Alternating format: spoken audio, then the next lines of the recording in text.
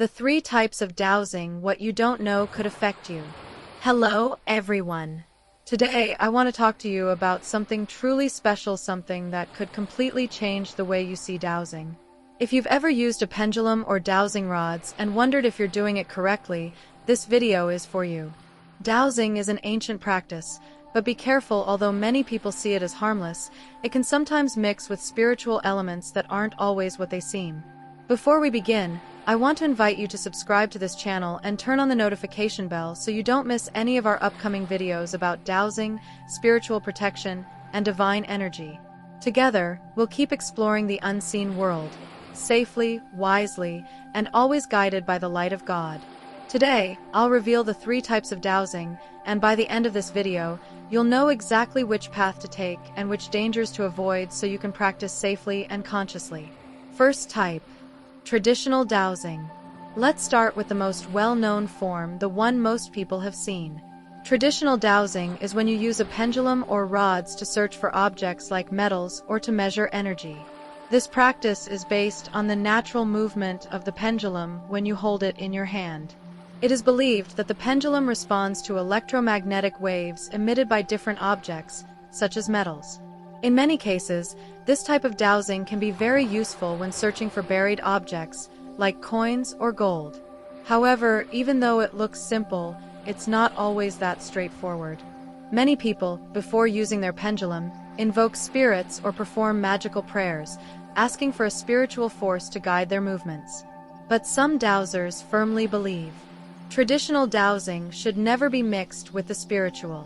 When you do that, you're opening doors you might not understand. Some believe they need to call upon an angel or spirit to help them find what they're searching for, but that's not natural dowsing. True dowsing comes from your own inner connection, not from external entities. Second type: mental dowsing. Now, let's focus on the second form of dowsing, one that's directly connected to the mind. Mental dowsing. This practice doesn't rely on external forces or spiritual entities, but rather on the power of your own brain waves. God has given us an extraordinary mind capable of influencing the world around us in ways we can hardly imagine. In this type of dowsing, your mind and your focus are the true engines that guide the movement of the pendulum. Unlike traditional dowsing, which often involves physical searching, mental dowsing is more subtle and more personal. The power is within you, not outside of you. For example, imagine you're holding your pendulum. If you want it to stop, you don't need to say a word or invoke anything. You just think the command, "Stop," and the pendulum obeys. That control comes from your mental focus and the energy you project. It's not magic.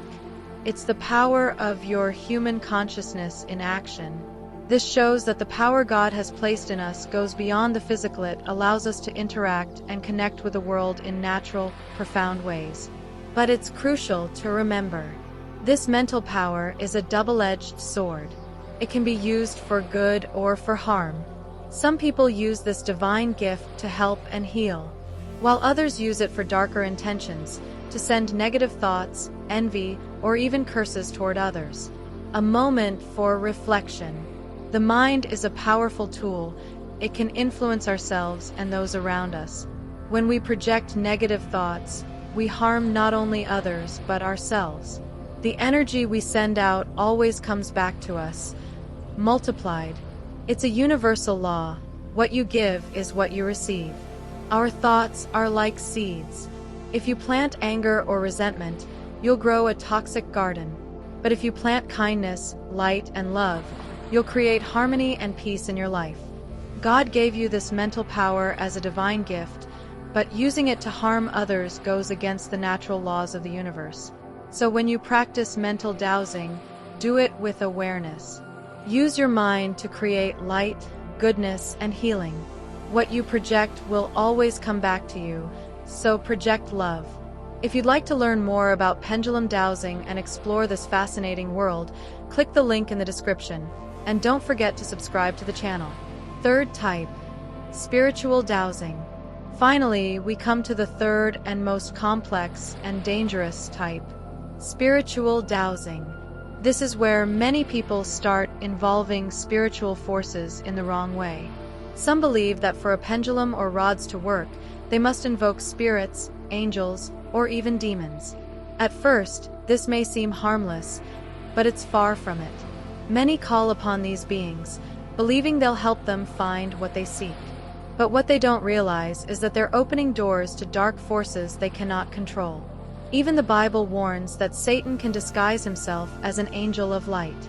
And that's exactly what happens to many who later experience spiritual disturbances after using this kind of dowsing.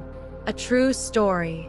Let me share a real story I've heard many times. It always starts the same way, with curiosity and good intentions, but ends in something much darker. This time, it was a man named Marcos. He had been practicing dowsing for several years, and at first, everything seemed fine. But Marcos noticed something strange. His pendulum responded faster and more accurately when he made certain invocations. Intrigued, he decided to experiment further. During one session, he invoked what he called a spiritual guide. He thought he was connecting with a being of light who would help him refine his gift. But what happened next changed his life forever. What happened next was the complete opposite of what Marcos expected. He began to experience disturbing events in his daily life. At first, it was just a constant heaviness in the air, a feeling that something unseen was always around him. Then strange things started happening. Objects in his home would move when he wasn't looking. The lights flickered for no apparent reason, and many nights he woke up with a pressure on his chest, as if something invisible was sitting on him. At first, he tried to ignore it. He thought it was all coincidence, maybe he was tired or stressed. But things only got worse. One day, while he was in his study holding the pendulum, he suddenly felt a presence behind him. He turned around quickly, but saw nothing. Still, the air was cold, unnaturally cold, as if someone, or something, was standing right there with him. That night was even worse. He heard noises coming from the wall, and when he went to investigate, he found his pendulum hanging from a place where he had never left it before. The most terrifying moment came the next day. Marcos was sitting in his living room when he heard a whisper. At first, he couldn't make out the words, but the voice grew clearer. "You called me, and now I'm here." The terror that ran through him was overwhelming. From that moment, Marcos decided to abandon dowsing completely. He knew he had invoked something he shouldn't have, and now he was paying the price. Experiences like this are not uncommon. I've heard many stories just like Marcos's. They all begin with good intentions, with curiosity or the desire to find answers, but they end in something much darker. The most dangerous part is that once you open that door, you may not be able to close it. The entities you invite don't always leave just because you ask them to. Many times, they stay, feeding off your fear and your energy, slowly draining you. This story is a powerful warning about the dangers of venturing into the unknown without understanding the consequences. Many people, driven by curiosity or by the need for quick answers, experiment with spiritual practices without realizing the risks. Like Marcos, what begins as an innocent search can turn into a dark and terrifying experience, especially when you invoke forces you don't understand or can't control. The unsettling truth is that once you open the door to these spiritual entities, you may not have the power to close it. The search for a so-called guide of light or a quick answer can instead attract presences that feed on your fear and energy, leaving you trapped in a disturbing reality. These experiences remind us that exploring the spiritual world without preparation or knowledge can lead to dangerous consequences. It's not just about curiosity, it's about respect and caution toward what is unseen. Some experts say that dowsing does not require external forces or spiritual beings to work. Everything you need is already within you. You have the power of your thoughts, your energy, the gifts that God has given you. You don't need to invoke angels, spirits, or demons, because when you do, you expose yourself to things you cannot control. You might think this could never happen to you, that you can control what you summon. But the truth is, once you cross that line, you are no longer in control. I've met people who tried to close those doors and couldn't. The spiritual world is real, and not everything that lives in it has good intentions. Remember what the Bible says: Satan disguises himself as an angel of light. Not every presence that appears good truly is. Satan and his demons can present themselves in beautiful, tempting forms, offering power and knowledge, but in the end, they only seek to destroy you. What starts as curiosity can quickly become a trap that is almost impossible to escape. So think carefully about what you're doing when you practice dowsing. Trust in your own abilities and in the energy that God has placed within you. Don't invoke what you don't understand. Don't open doors you can't close. And above all, stay in the light of God, because only then will you be protected, using the power that He has already given you. Let me share something personal, an experience that made me reflect deeply on the power of dowsing. A few years ago, I was experimenting with my pendulum when something happened that I had never seen before. I was searching for something on the table, and suddenly, the pendulum began to move on its own, without me touching it. At first, I thought it was a coincidence, but then I realized something else was happening. The pendulum kept swinging, as if an invisible force was guiding it. And I'll be honest, I was scared. At that moment, I understood that I wasn't in control anymore. There was something else, something spiritual. And that was a great lesson for me. I learned that even when we think we are in control, if we open certain doors, we can expose ourselves to forces we don't understand. We don't need spirits or external energies. Everything we need is already within us. And that's what I want you to understand today. Now let's talk about what many consider the safest and purest way to practice: natural dowsing. Unlike other approaches, this one doesn't require invoking spiritual entities or external forces. We don't need angels, demons, or spirit guides to make the pendulum or rods work. Everything you need is already within you. God has given you a powerful mind and a natural energy, and that is more than enough to achieve incredible results. Natural dowsing is based on your own physical and mental abilities. It's a direct connection with the natural world, without interference from external forces. For example, when you place the pendulum over a table, you don't need to call upon any being for it to work. With your concentration and focus, the pendulum will begin to move. That movement is the manifestation of your own energy, your mind in harmony with your surroundings. There are no tricks, no need to resort to the unknown or invoke entities you don't understand. It's the purest way, because it keeps you in balance with the natural world and the energy that God has given you. When you use it naturally, you are aligned with what He has granted you. Many seekers, eager for quick answers or more precise results, fall into the temptation of mixing dowsing with dark or occult practices. But when they do, they are opening doors they cannot close, calling upon forces they cannot control. This can bring serious consequences, as we've seen in stories like Marcos's. You don't need to involve what you don't understand. Everything you need is already within you. Many experts agree that natural dowsing is a safe, ethical, and powerful path, one that keeps you connected to the divine energy within you. There's no need to take risks with forces you don't understand or open dangerous doors.